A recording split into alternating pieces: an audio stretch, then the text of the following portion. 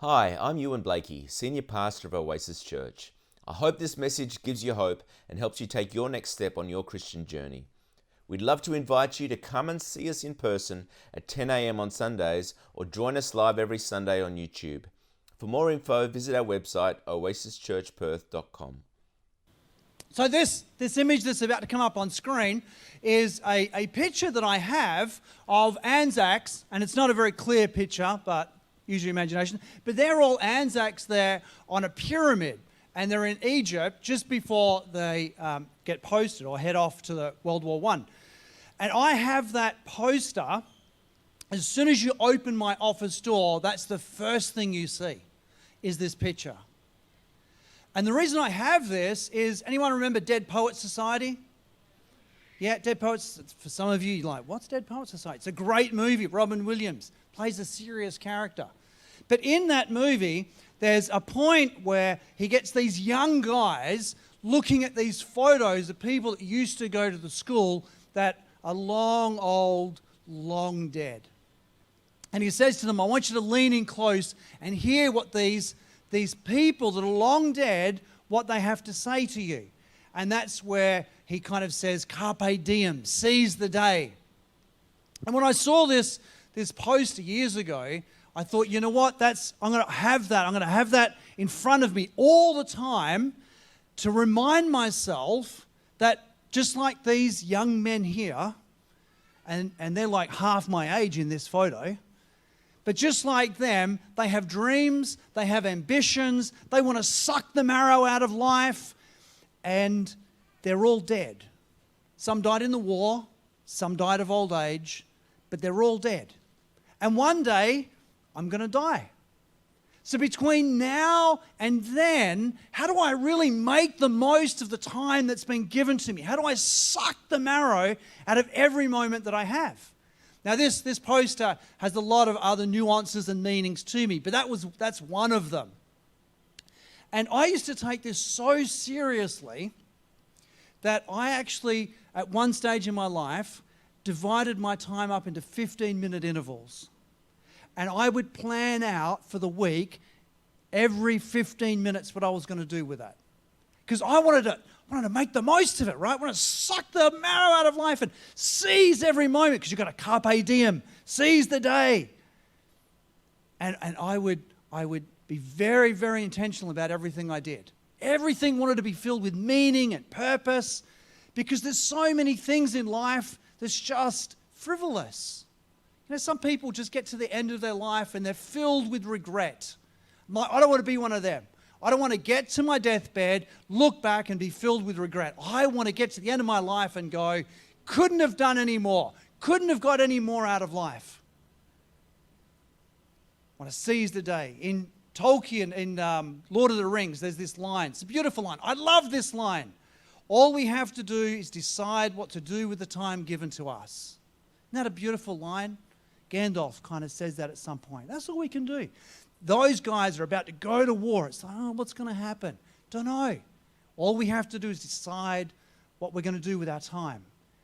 And so this poster would remind me, make the most of every time, every moment you've got. Fill it with as much meaning and purpose, and don't waste your time. Well, of course, you begin to take that a bit too far, and it actually leads you down a very horrible path.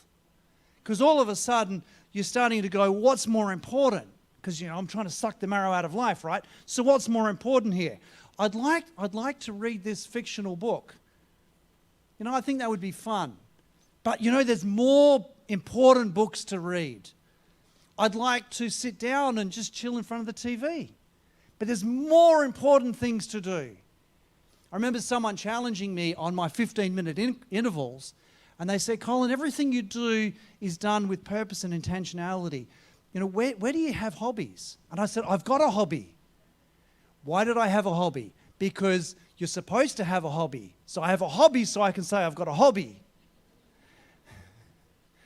Do you think I ever really enjoyed that hobby? Because we start to mix with stuff, and we start to have different ideas, and that question becomes a plague in your mind. Everything becomes what's important, what's not important, and becomes a judgment. And then eventually, everything is being scrutinized as to what's the most important thing. And it leads to workaholism, it leads to perfectionism, it leads to weird questions that I'm not sure we're supposed to be answering, and the guilt over pleasure and the performance trap. I wasn't sucking the marrow out of life, I was having the life sucked out of me. And I didn't know what the answer was. I didn't know how to pull out of that. Because aren't we supposed to seize the day, carpe diem? And so for a long time, in fact, for many years, I would fall into this performance trap again and again and again. The whole time going, where do I get to just enjoy life when I'm supposed to be doing something of significance? And eventually I came across a sermon by C.S. Lewis, and it was called Learning in Wartime. A lot of this message is just ripping this sermon off on him. You see, if I don't mention that, it's plagiarism. If I mention it, it's research. So he wrote this sermon in response, called Learning in Wartime. This is really just a part of it. It's a great message. He delivered it on October 22, 1939, 2 months after England has declared war on Germany. Germany's just invaded Poland, and at the time, Lewis is a lecturer at Oxford University. England's gone into the war, and the question that Oxford University asked was this question: how can they, when there's this national crisis, right, big national crisis, Germany's coming along, England does go on to get the living daylights bombed out of them. And the question was this: is it irresponsible use of time and resources to continue pursuing studies in philosophy and beauty and truth when the country is at risk of being overtaken? If we have this big thing that's about to happen here, isn't having a university where people are coming to study how to write fiction, isn't that a waste of time? Shouldn't we shut down the university and focus on the war? That was what the sermon's about. In other words, where do we get our priorities from here? What are our priorities? Because there's bigger things out there, and in our day and age, we have climate change, we have COVID, we have poverty, we have Ukraine and Russia and Afghanistan. I have a friend of mine who runs a charity called Every Daughter Matters, which is looking at how to get children, particularly young girls, out of the sex industry in Nepal and India. Horrible thing. Sex slavery still happens to this day. What are we doing about all of that stuff, and at the same time going, oh, what's on Netflix tonight? Or what plant will I put in my garden? There's this little stuff and there's this big stuff. And how do we live our lives in the midst of all this big stuff? And that was what C.S. Lewis was looking at. There's literally was World War II coming. Well, the first thing Lewis does, and I think he does it brilliantly, he goes, that's an interesting question, but there's a bigger question we need to ask. And that question is, if people are going to go to hell, Matt did that beautiful rope analogy that our little lives, if you missed it last week, have a listen, because this story makes much more sense. He had the rope and he had a little bit of red, which is our life, and then the rest of eternity going on. Well, if there's an eternal significance, and there is, then isn't that the most important thing? If people are going to go to heaven or hell, isn't that the most important thing? As big as the war is, as big as climate change and COVID, isn't people's eternal destiny of bigger, more significance? And if that's the case, what are we doing about that? So he kind of made the question bigger. And he said, let's answer that question. What do we do about the eternity of people's souls? And if we can answer that question, well, then the war kind of answers itself. And this is what he had to say about that. First of all, we've always had that problem. Ever since the fall, we've had the problem of people's eternity. Ever since the fall, we've had conflict and murder and war and horrible things happening. Billy Joel wrote the song, "We Didn't Start the Fire." It's been burning since the world's been turning. Not quite, he got that wrong. Since the fall, it's been burning. But there's always been conflict. There's always been a mess. There's always been big stuff that's going on. I mean, COVID might be our first pandemic, but it's not the first pandemic. There's lots of them throughout history. Climate change isn't the first thing to be at risk of ruining the planet. I mean, have a chat with the dinosaurs. They'll tell you how badly it went. Or have a chat with Noah, and he'll tell you how bad things went. So it's not the first time as a planet and as a people that big stuff has been there. Big stuff's been there since the beginning. There's always been stuff that's been. And if we wait for the right time to pursue these lesser things, if we're looking at the priorities, if we wait for the big stuff to be resolved before we do the little stuff, then we will never begin the little stuff. We'll never begin that stuff when there's this big stuff. If you wait for the big stuff to finish before you get married or have kids or read that book you would like, you'll never begin, because that big stuff has always been there. You think COVID's bad. You should see what's coming next. Like, there's always big stuff. Always stuff that's going on. That was his first point, that in the midst of all the disruption, if we wait until we begin to appreciate the little things, art and literature and music and culture and relationships, doing frivolous things like a games night, if we wait until this stuff's resolved, we will never do the little stuff. And the reality is, we've always done the little stuff. We've always done the little stuff. It's always happened throughout all of time. Even in war, when we take a look at the situation with war, and there's this beautiful photo in World War II, and they're in the trenches and they're playing cards. They're playing cards with each other. Why? Because as big as the war is, it's not big enough to keep us distracted. As big as something is, it's not big enough to keep us fully distracted. Our lives are bigger than things like war, things like climate change or COVID. Like many of you, our family did isolation. Cassandra got COVID. She did great. Introvert in a bedroom. You know, she was coughing up to day 7. Still can't come out. I'm sure after day 3 she was good, but she just milked that. But even in the midst of that, there's still the little stuff that we do. We do that because big stuff is not big enough to consume us completely. We always, in the midst of big disruptions, still do little things.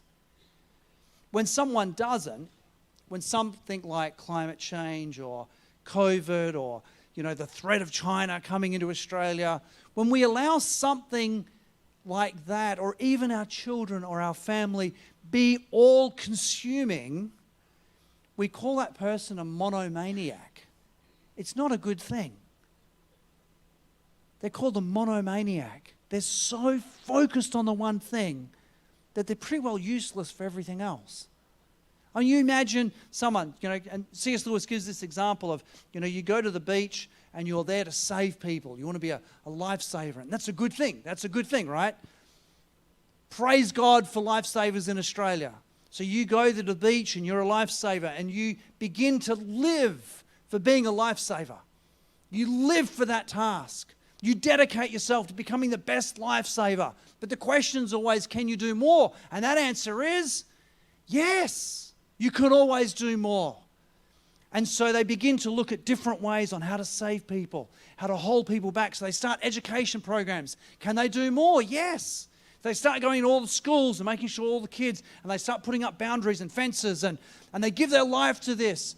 And they become so fanatical, the end result is you can't go swimming because something might happen to you. Because that's the end result, right? If you're going to be so focused on that, then in the end there is no risk. And we would say to that person, back off, buddy, I want to go for a swim. No, you could drown. It's okay. A shark could get you. I think I'm okay. When we lived in India, because, as Australians, you all grow up learning to swim. When we'd be in India, not so much. And so I remember on one occasion we went to the beach and we went swimming, and the lifeguard came running down to us. And he goes, you can't do that, you can't do that. And I'm like, it's cool, buddy, we're Australians. We got this, we know how to swim. Yeah, but your kids are little. They know how to swim, it's okay. And so chatting with him for a while, I'm explaining to him, in Australia, everyone learns to swim. All right, it's okay. In the end, he's like, okay, you can swim. And then there's this other Indian guy comes down, and he starts swimming. A lifeguard comes over and says, you can't do that. You can't swim in that area. It's dangerous. But they're doing that. Yeah, they're Australian.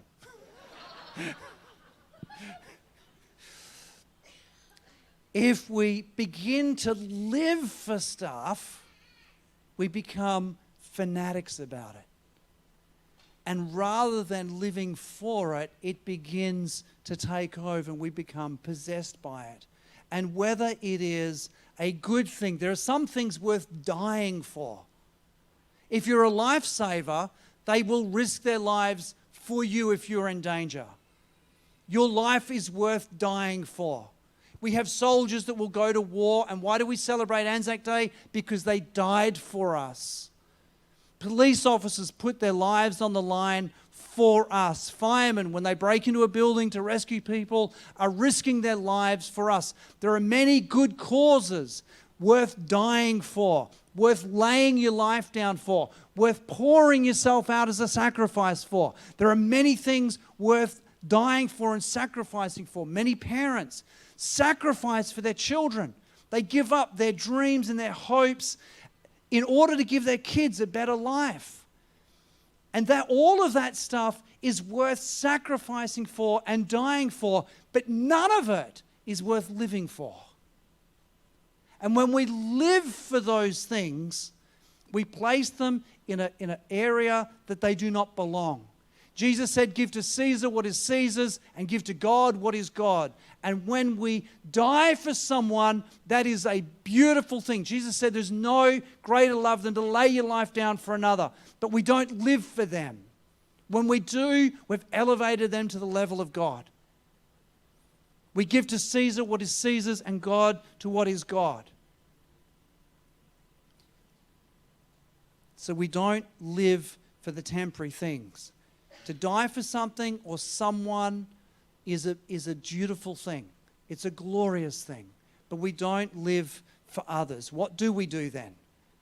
In 1 Corinthians 10:31, one verse sermon. Means it's short. Woohoo. Whether you eat or drink or whatever you do, do it all for the glory of God. Whether you eat or drink, whatever you do it for God. See, it's not about trying to suck the marrow out of life. It's not about trying to make the most of this moment and make this moment important and significant. It's about taking the eternal God and bringing Him into that moment. There's only so much you can suck out of life, but an eternal God makes that an eternal moment. It isn't about what we do so much as who we do it for. This time last year, Australia kicked out a couple of spies. You know, the thing about spies, is they do the same thing as us. They do the same thing as us. They live as good citizens. They are good people, doing good things in their community, doing their jobs well. Who were they doing it for? We didn't kick them out because they were bad citizens. We didn't do it because of that. We did it because they were doing it for the wrong country. You kick spies out not because they're not good people, but because they're doing it for the purpose, for the glory of a different country. If you're a soldier who loves your family, you're a good dad, you're a faithful husband, a good citizen, and he's Russian, from a Ukrainian perspective, that's not good. It's who we do things for that makes the difference about what we do. We get so caught up on what we do that we forget who we're doing it for. Psalm 80:10 says, I would rather be a doorkeeper in the house of my God than dwell in the tents of the wicked. You want to suck the marrow out of life? Do it for God. Live for God. Bring God into every moment that you do. You want to use your time well? It's the wrong question to ask, what do I do? The right question to ask is, who am I going to do this for? We want to use our time well. Do it for the glory of God.